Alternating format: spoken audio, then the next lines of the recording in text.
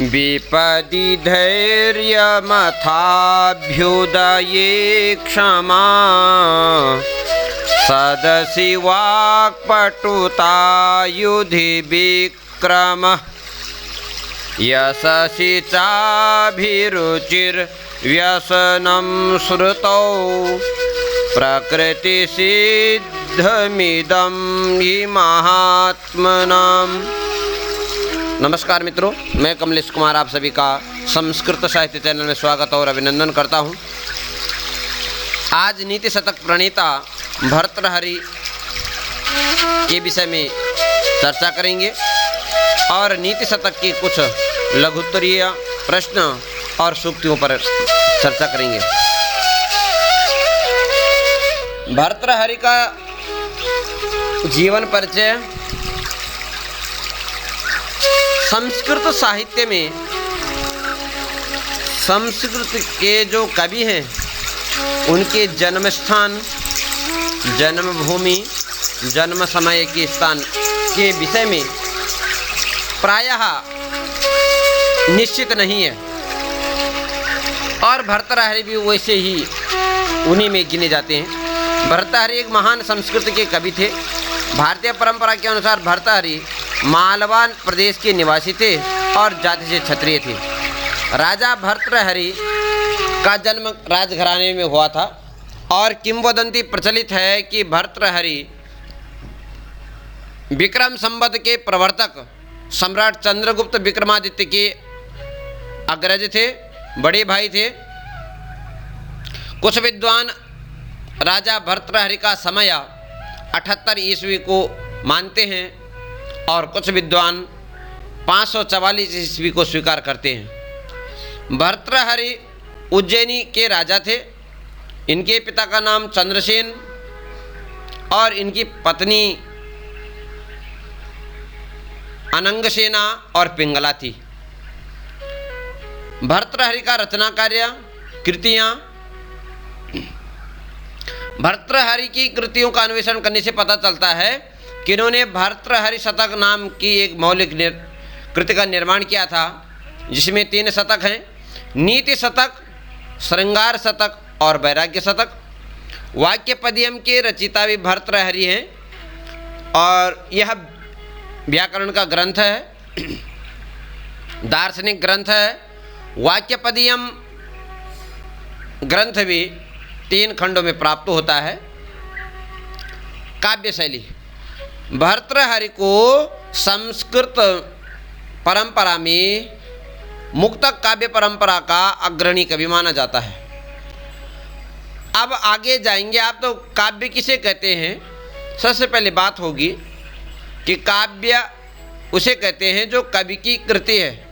कवि के भावों को काव्य कहा जाता है।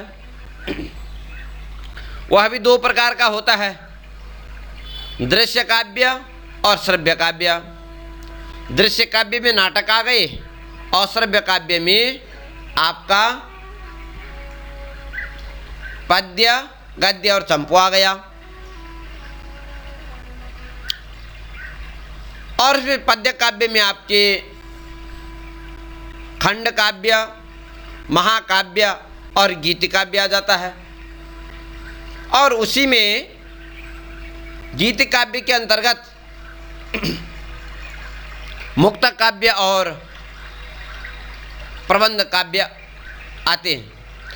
तो मुक्तक काव्य परंपरा के अग्रणी कवि भर्तृहरि को माना जाता है। भर्तृहरि की रचनाओं में माधुर्य, ओज आदि गुणों का प्रवाह मिलता है। 3 शतकों में वसंत तिलका, शिखरणी, उपजाति, श्रगधरा आदि छंदों का प्रयोग अधिकता से प्राप्त होता है। अलंकारों में उपमा, रूपक आदि का मुख्य रूप से प्रयोग किया गया है। जनश्रुति है कि राजा भर्तृहरि को किसी ब्राह्मण ने प्रसन्न होकर के एक आयुवर्धक फल दिया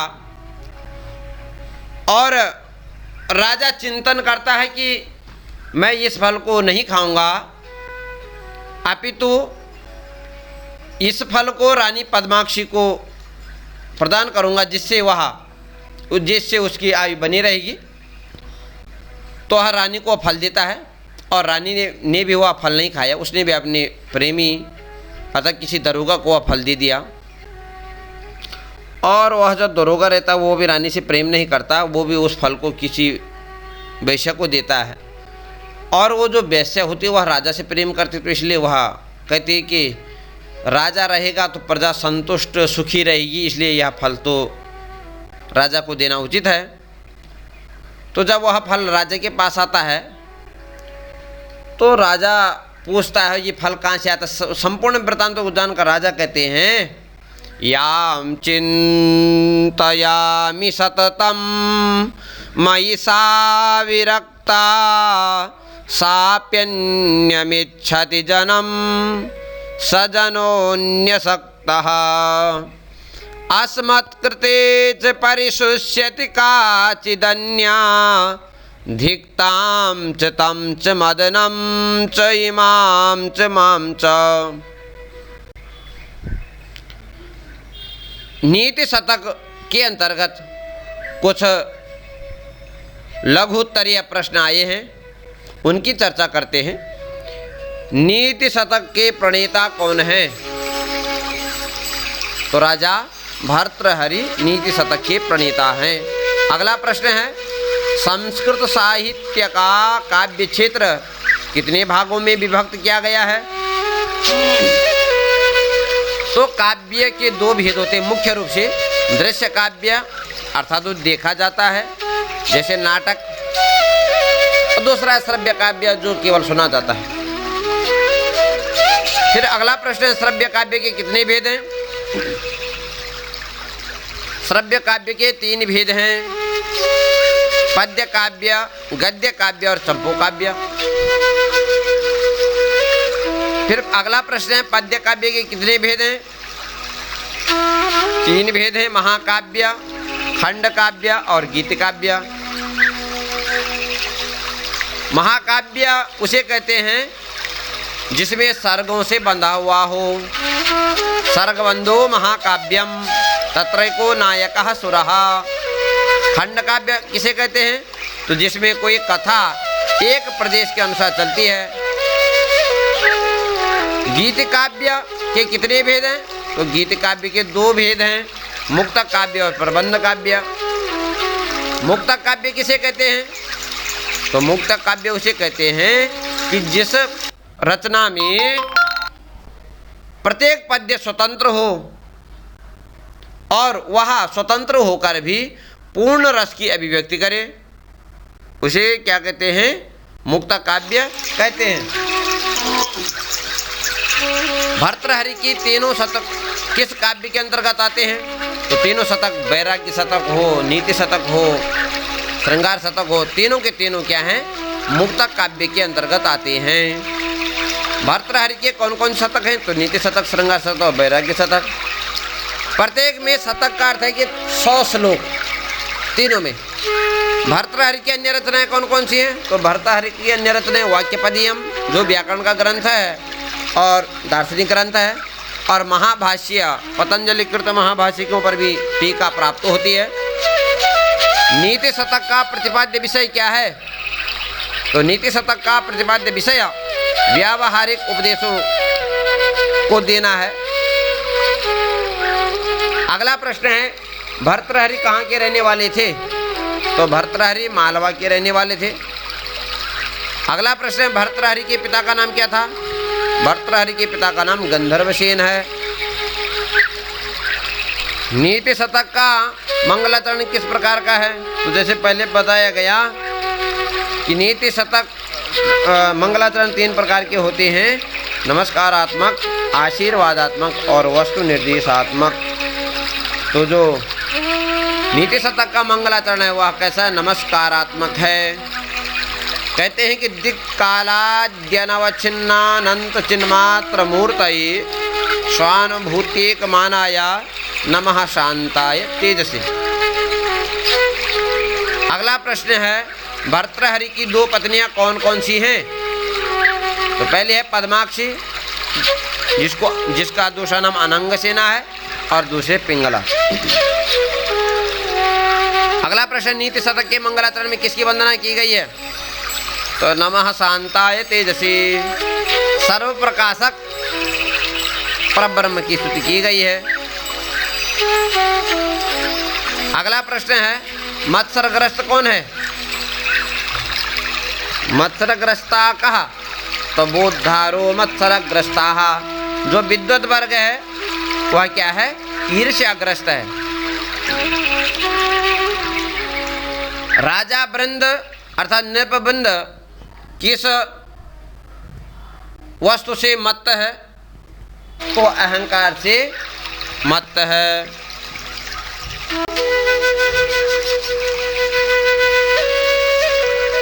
अगला प्रश्न है, विश्व में कितने तरह के प्राणी होते हैं?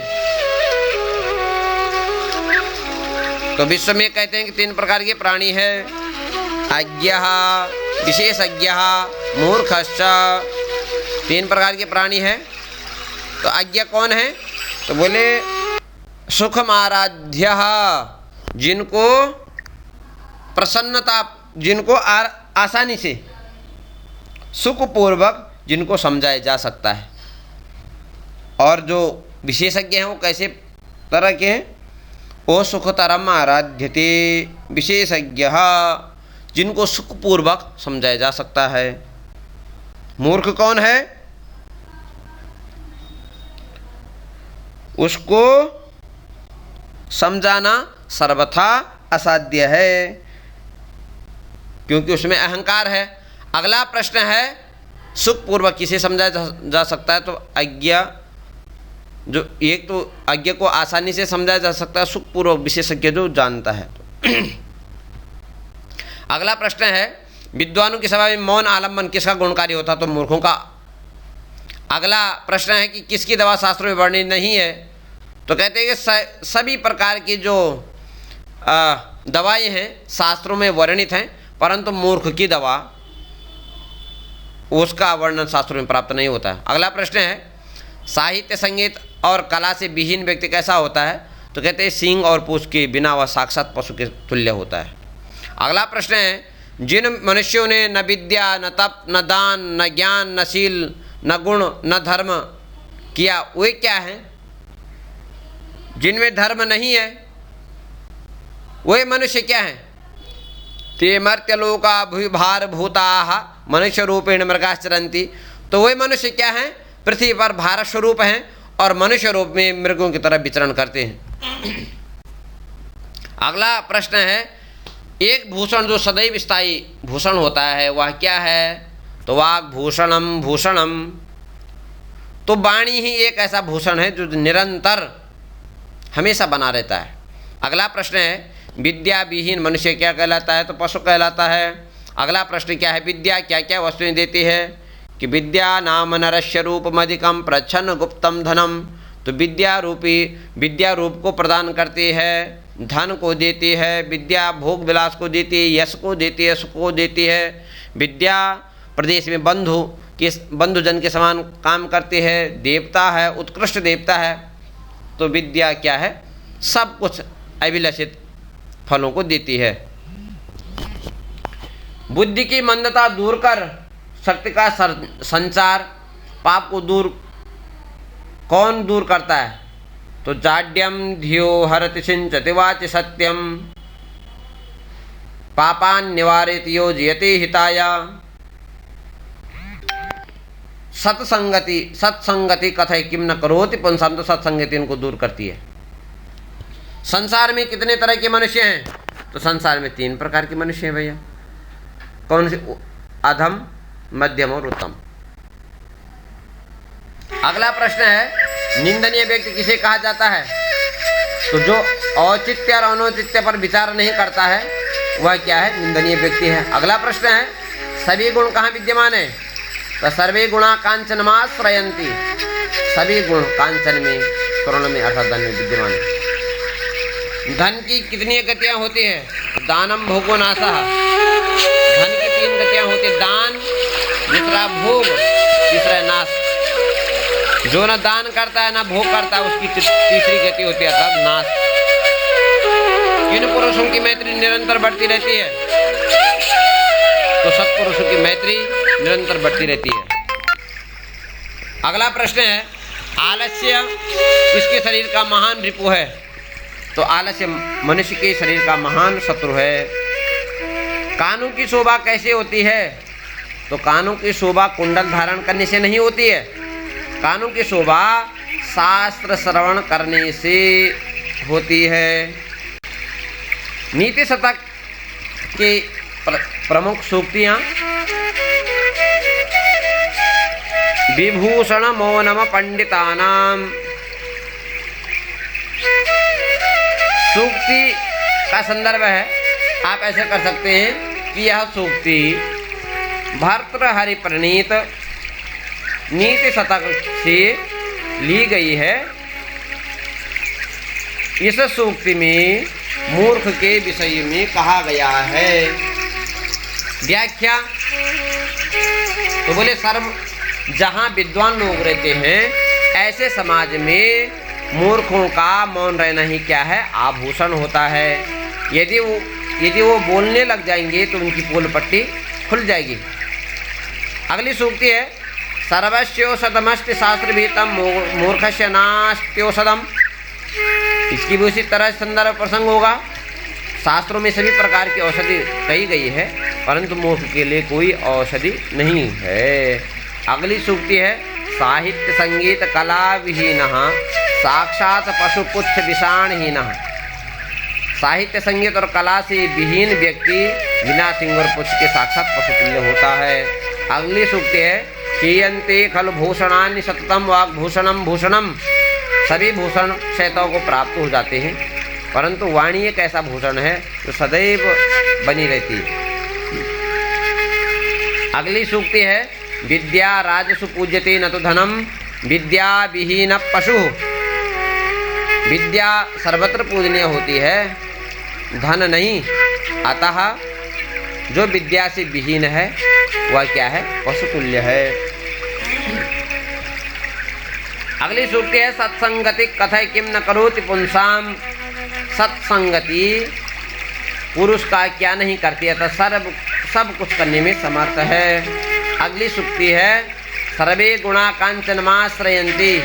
सभी गुण कांचन में धर्म में क्या करते हैं? आश्रय ग्रहण करते हैं।